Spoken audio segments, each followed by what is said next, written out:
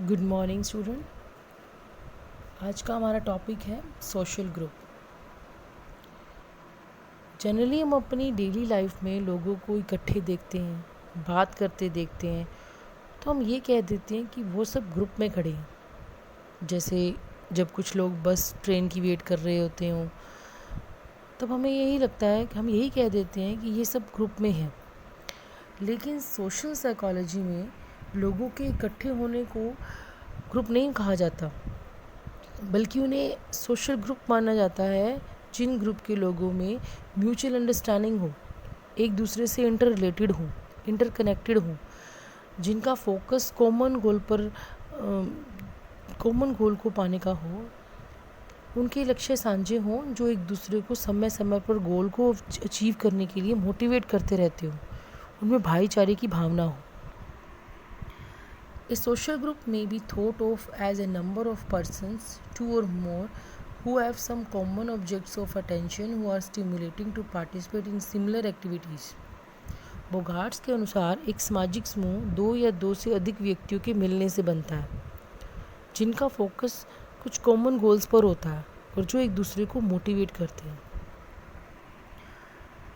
The term group refer not to simply to a plural number of individual, but specifically to a number of individual who are participants in an organized system.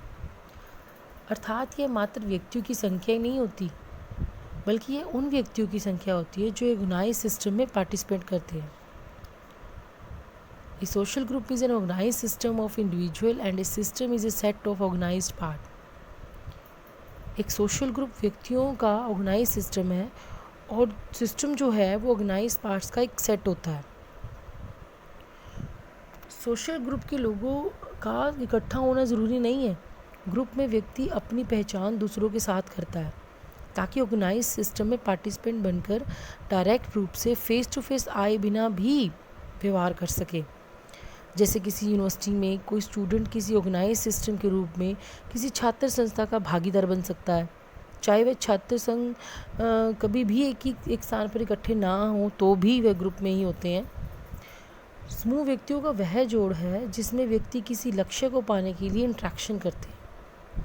किसी भी organisation की 3 विशेषताएं social group को define करती हैं। जैसे यह system एक यूनिट के रूप में काम करता है, सिस्टम के अंदर के एलिमेंट्स आपस में इंटर रिलेटेड होते हैं, सिस्टम के पास इन एलिमेंट्स को रेगुलेट करने की विधि होती है। अतः सोशल साइकोलॉजी के सोशल ग्रुप की डेफिनेशन इस प्रकार हुई कि एक सोशल ग्रुप 2 या 2 से अधिक व्यक्तियों की एक ऑर्गेनाइज सिस्टम है जो इंटर रिलेटेड होते हैं ताकि वह ऑर्गेनाइजेशन मिलकर ग्रुप में कोई कार्य कर सके।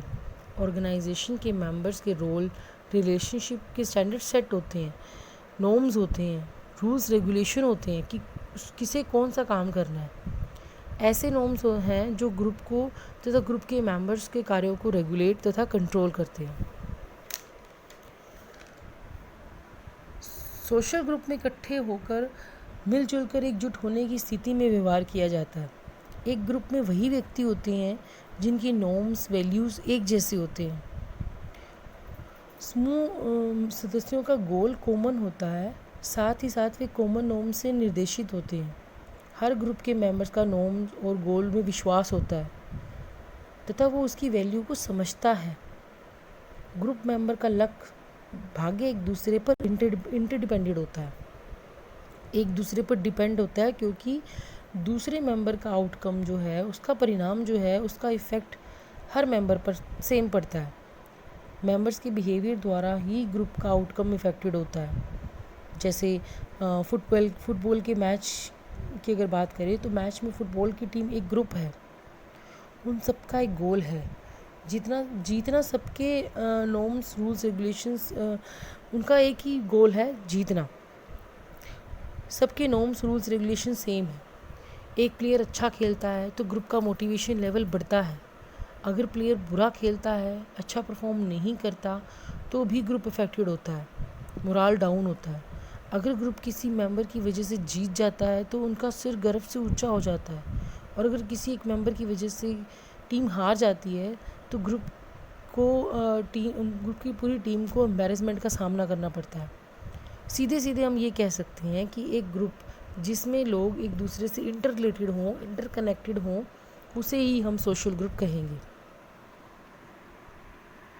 Characteristics of social group. Social group की विशेषताओं की अगर बात करें तो पहले है रेसिप्रोकल बिहेवियर। इसमें जो लोग होते हैं उनका इंटरेक्शन आपसी होता है। कॉमन गोल को पाने के लिए वे इंटर रिलेटेड होते हैं, उनमें म्यूचुअल अंडरस्टैंडिंग होती है। Sense of unity. इसमें ग्रुप के लोगों में सेंस ऑफ यूनिटी होती है।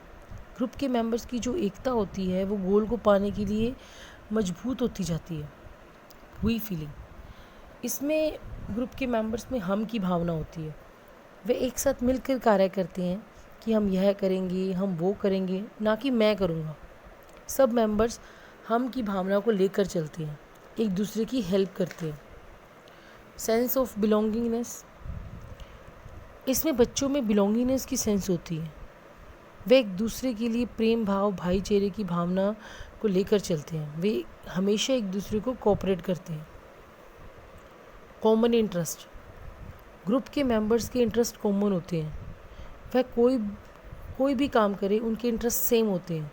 सेम इंटरेस्ट है तभी तो उनका गोल सेम है और उसे पाने के लिए वो एफर्ट्स करते हैं। Next is similar behaviour. Group के मेंबर्स के बिहेवियर भी सिमिलर होते हैं। जैसे किसी क्रिकेट टीम के मेंबर्स सेम बिहेवियर के साथ ही खेलते हैं। उनका एक ही मकसद होता है, पूरी टीम का जीतना। Group norms. कोई भी ग्रुप हो, हर ग्रुप के कुछ नॉर्म्स होते हैं। उन्हीं नॉर्म्स को फॉलो करते हुए ही ग्रुप के मेंबर्स को काम करना होता है। ग्रुप के अंदर जो भी रूल्स रेगुलेशंस होते हैं, सभी मेंबर्स उन रूल्स रेगुलेशन के अकॉर्डिंग ही बिहेव करते हैं। अगर कोई मेंबर रूल्स रेगुलेशन को तोड़ता है तो उसे ग्रुप के द्वारा पनिश भी किया जाता है।